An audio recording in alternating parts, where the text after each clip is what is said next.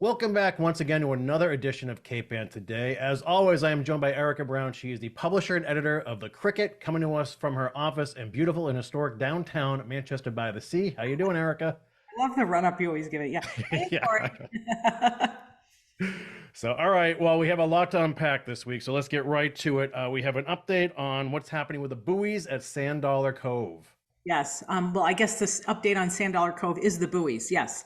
Sand Dollar Cove is a long story that at least it's something that started when I started with the cricket 4 years ago. And it is a controversy between the rights of leisure boaters who have come to really love Sand Dollar Cove, which is opposite Tuck's Point.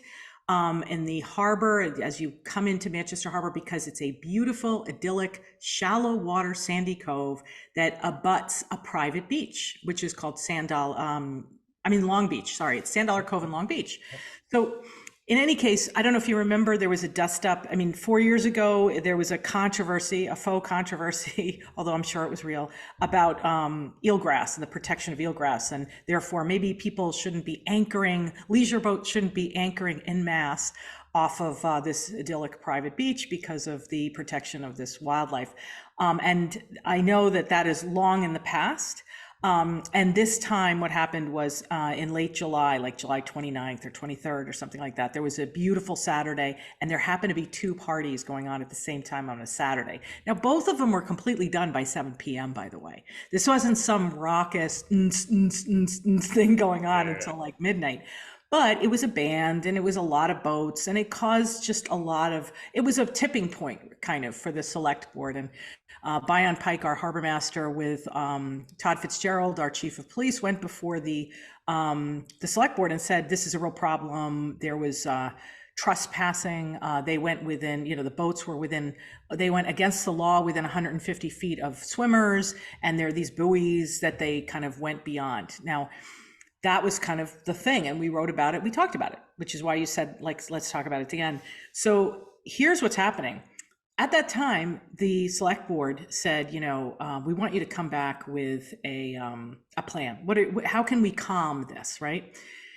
And Bion was supposed to come back before the end of the year. He said he could come back sooner, but everyone thought it would be after the season. And then there was this issue of a harbor master plan, which is a completely separate thing that was coming up before the select board. And everyone thought, my goodness, in September, they're going to come up with these recommendations and they're going to catch us off guard because both sides wanted to have a dialogue. I mean, and by both sides, I don't mean the neighborhood off of Smith's Point where this private beach is. I'm talking about the people, the leisure boaters with the town, having a productive dialogue about saying, listen, what are the rights of the public? Because essentially, I keep saying this, the ocean is like a public park. It's not owned by anyone. I equate it actually to like Central Park, where you get $40 million apartments overlooking Central Park in New York City. You buy your $40 million apartment and it's beautiful and you have a gorgeous view and that's part of the value of living there. But that doesn't mean you get to legislate what happens on Central Park. But it also means that you don't get to have like all night raves at Central Park because the public owns the park, right? There's always a balance. So that's sort of where we are. So I guess there was a petition that went out following this idea that there might be something coming down the pike quickly in September. Almost 1,500, just shy of 1,500 people have signed this petition, supporting the rights of leisure boaters, right? And every time it gets signed, the town administrator of Manchester gets pinged. So he's been pinged like 1,450 times. I think he's trapped in a game show. So that's unfortunate. But in any case, here's what happened. Going into the next meeting where they really are going to have a dialogue, which is the Harbor Advisory Committee is going to take this up in October 12th to be exact. It comes out that the buoys that are out there, which are Coast Guard issued buoys, and it's not like the Coast Guard issues them and puts them in the ground, at the bottom of the ocean. You get to apply for them and say, I'd like to apply for a Coast Guard buoy off this particular property for a reason. And you're given the right. It's almost like a license but it's a responsibility. You're representing the Coast Guard. So they got permits, the association, which is called apparently the Great Pasture Society. Okay. there. Off of, which is the neighborhood association in Smith's Point, which kind of owns collectively this beach, this private beach. They got the buoys and they got a license for them, but the buoys that they got don't match their license. And that's what came out. They have a very stringent buoy that says a boat exclusion. It's got a cross in the middle of it and says, do not proceed if you're a boat. This is an exclusion zone and you may not proceed. Well, they actually got a permit for 6 cautionary advisory buoys, which are an open face diamond. That means proceed with caution. These are shallow waters, these are this. And so, and I also put out 7 of them instead of 6. So they've stretched them out along this thing. They said, do not exceed, and it really changes the discussion. And furthermore, and this is the last I'll say on it. Furthermore, what's interesting is if you really have, if you come up with these rules about 150 feet off of a beach, right? Because of, for vessels, mechanical vessels, it's not for sailboats apparently, or rowboats. The Coast Guard, by the way, told me the problem is jet skis. That's what they're most concerned about, is jet skis. They're not worried about anchored boats per se, but in any case, let's ignore that. Then you just have to look across the way, like 300 yards away at Tuck's Point. There's a public beach, and that public beach is really popular and it's used. And guess what? It is well within 150 feet of motorized boats coming in. 1, to the Manchester Yacht Club launch, and 2, we have a commercial, a dock there for the public and for commercial boats on Tuck's Point off the Rotunda. So there you have it. Interesting. That was a lot. That was way too much information, I'll bet. Well, there's still more to that story too, I'm sure. Yeah. We'll be catching up with you on that. Okay, another big topic throughout Manchester is water regulations and the Board of Health. Yeah, we've talked about this one before too. About 6 weeks ago, this is a proposed regulation. It is not a regulation, and the Board of Health is kind of got the first taste of any kind of pushback on this thing. It's been going on now for almost a year, and this is a regulation. The regulation would have applicability that would be just like a bylaw. It would be a law. It would be judicially. I mean, you could go to court on it. It's like, it's the real thing. And what this is it's a regulation that's supposed to, the design of it and the goal of it is to protect drinking water, which everybody can get behind, by way of really understanding what's happening with our groundwater system. Now, guess what? Municipalities across the state protect their municipal water resources, essentially, aquifers, and where do we get our drinking water from? I mean, it's highly regulated by the DEP and your local your water department, which is usually under the Department of Public Works, the DPW. And they have districts that show where the groundwater feeds those things. Those are certified by the Department of Environmental Protection at the state level, and they are highly regulated. Well, this actually would go beyond those zones, number one. It would kick it from the DPW. It would bring in the Board of Health, and the Board of Health is requiring, under this proposed, regulation, it would, 1, require testing, hydrological testing, which means putting in pits and then testing the groundwater in a really specific way. I don't know how much money it would cost, but it sounds expensive, to be honest with you. But it also hits like not the big water users, and it's all about construction, new construction.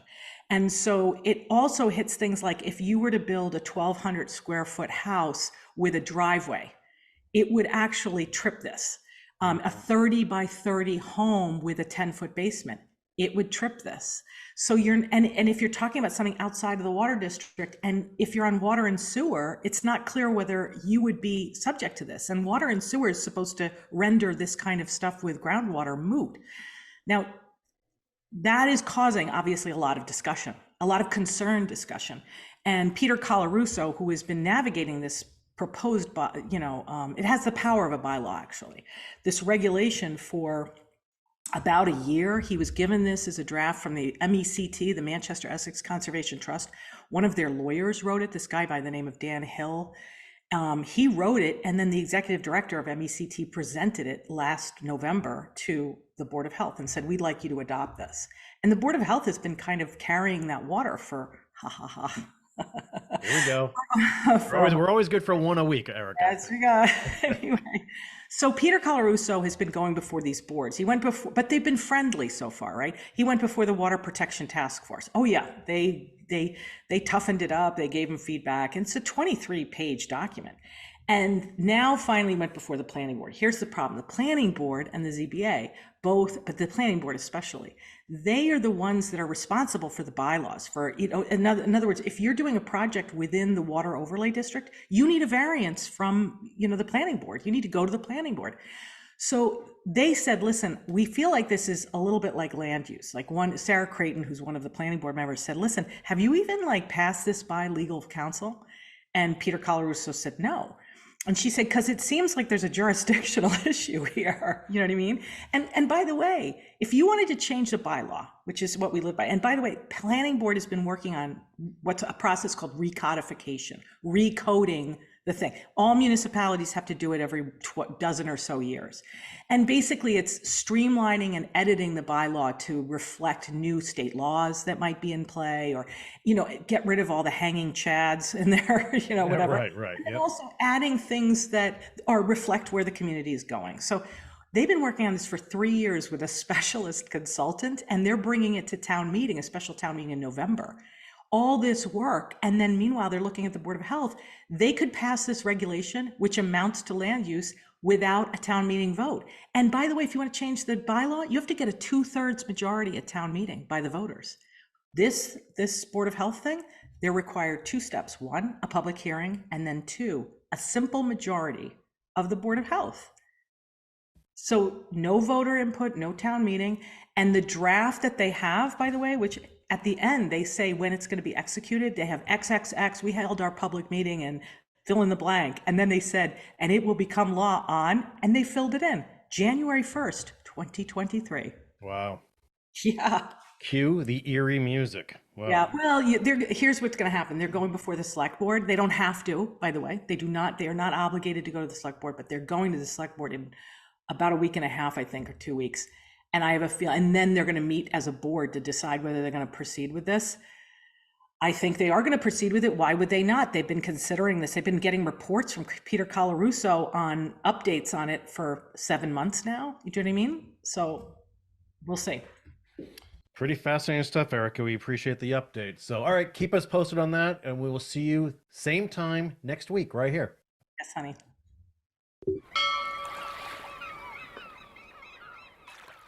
Interested in a sponsorship? Email sponsor@1623studios.org to learn more.